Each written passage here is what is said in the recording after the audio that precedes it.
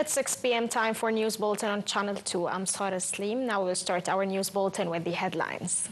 Welcome back to the news in details. Prime Minister Mustafa Madbouli and an accompanying official delegation today made an inspection tour at the integrated industrial Sokhna zone of the Suez Canal economic zone. The Prime Minister started the tour with the inauguration of a developed logistic customs center, followed by the opening of various projects in the logistics services, engineering and chemical industries, construction, materials, textiles, medical and industrial gases production and renewable industry fields. Madbouli also inaugurated an expanded factory for manufacturing construction materials, whether cement boards, ready-made cement walls or thermal insulation boards, as well as the Alex Panel Company for insulation panel boards. Such investment projects to the tune of $544 million aim at boosting the strategic industries and local supply chains while providing an atmosphere luring investments in the national economy, notably in the Suez Canal economic zone.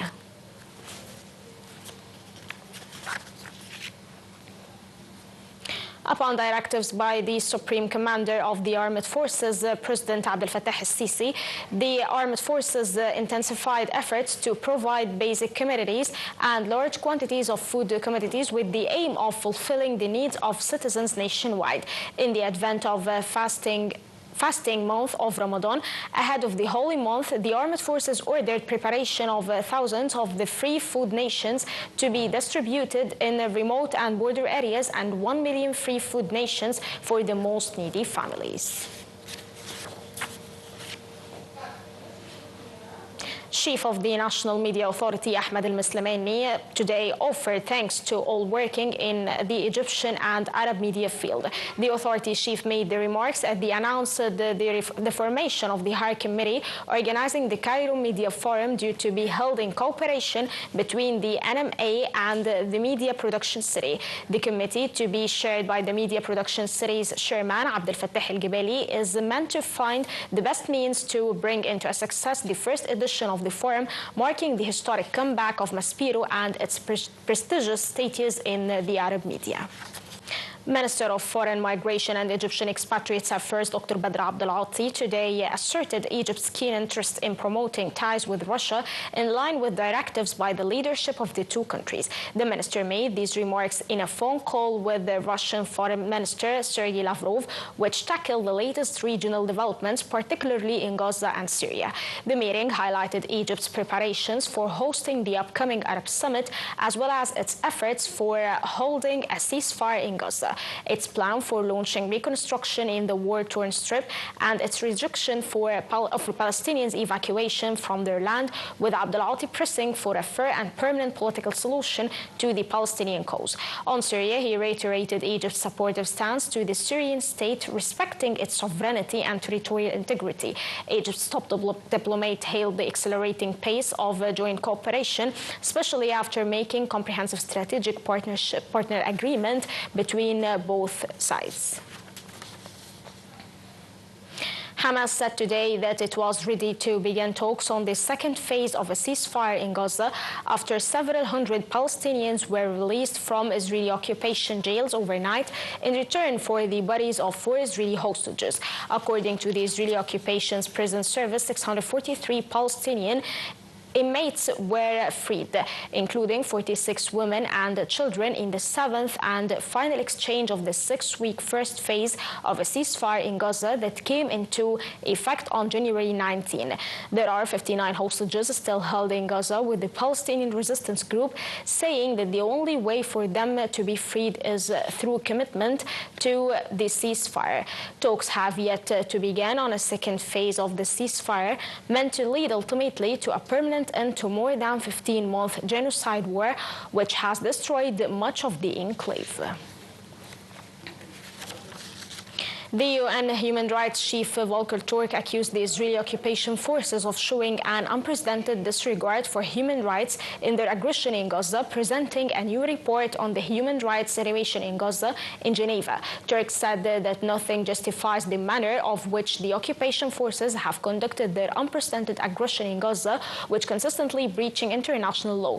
The Israeli Occupation Authority has faced growing international criticism over its unprecedented genocide war on Gaza, especially when it comes to humanitarian aid for desperate people in the besieged and heavily destroyed territory.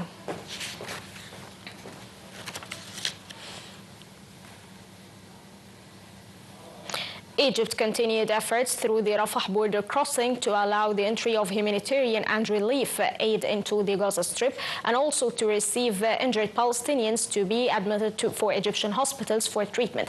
A source at the border outlet said 195 aid trucks, including 15 fuel trucks, arrived at the border crossing ahead of their entry in the Gaza Strip. Egypt has also intensified efforts to facilitate the entry of heavy equipment, lifting tractors and caravans to Gaza to start reconstruction there.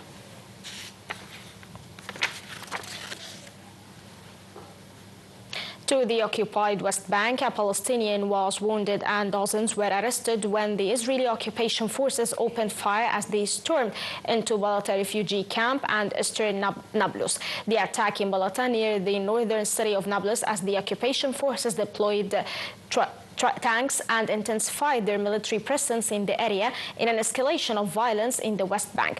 Aggression in the West Bank has escalated since the eruption of genocide war in Gaza, with more Israeli occupation raids and illegal settler violence.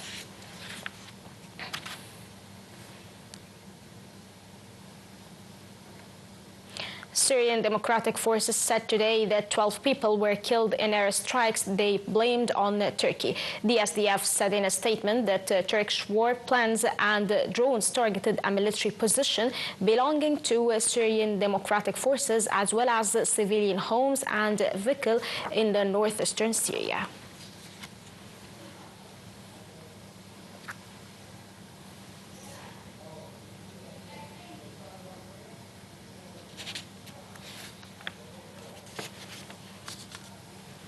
The Ukrainian military said today that it shot down 90 out of 166 drones launched by Russia overnight. It added that another 72 drones were lost, likely referencing its electronic warfare countermeasures. Earlier, Ukraine said that Russian strikes on a front line between a town in the east of the country killed at least 5 people and wounded 8 more just hours after a fatal drone attack near Kiev. Russian forces have been clawing their way towards eastern Donetsk region and intensively bombarding the civilian hub in the region, which the Kremlin claims is part of Russia. The drone attacks by both sides have become a daily reality of a war now into the 4th year, as the United States pushes Ukraine and Russia towards a halt to fighting.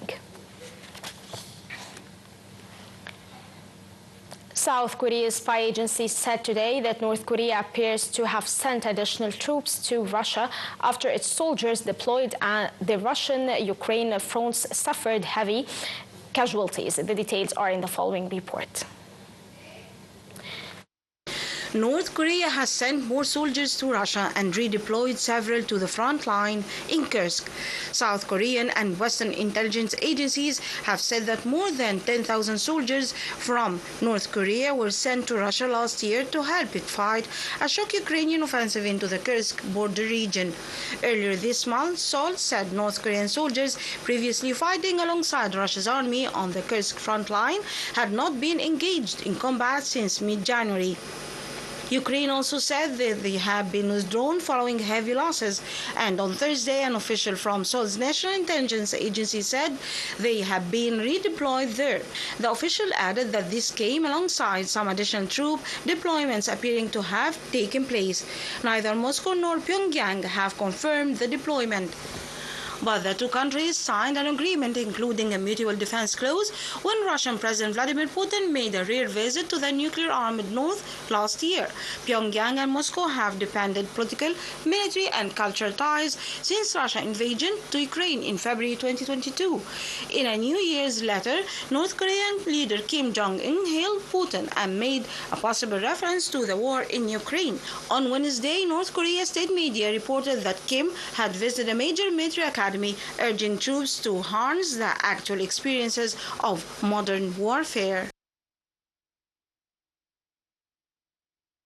Moving now to the economic and business sector, in which Egypt's bourse closed mixed today amid sell-offs by local and foreign corporations and investment funds against purchases by Arab corporations and investors. The market capital of listed companies reached £2.27 trillion at the end of transactions that reached £32.8 billion. The benchmark index EGX 30 fell 0.7% to close at 30.631 point mark. The equal weighted index EGX 70 was up 0.5% and the EGX 100 index climbed 0.1%. Minister of Petroleum and Mineral Resources Karim Badawi reviewed with a delegation of British petroleum giant joint activities over the upcoming period.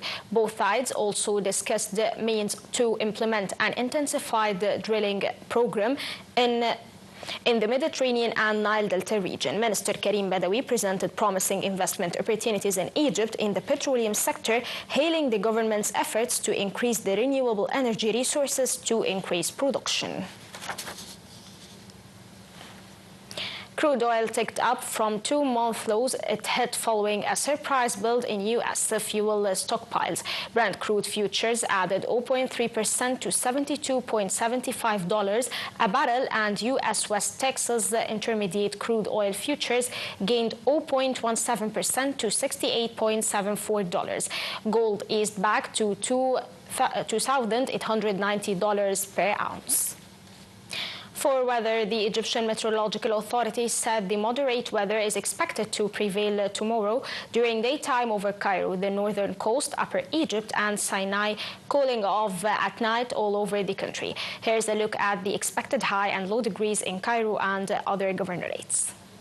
Now, ladies and gentlemen, we come to the end of our news bulletin. Stay tuned for the coming updates on the top of the hour. I'm Sarah Slim. Thank you for watching.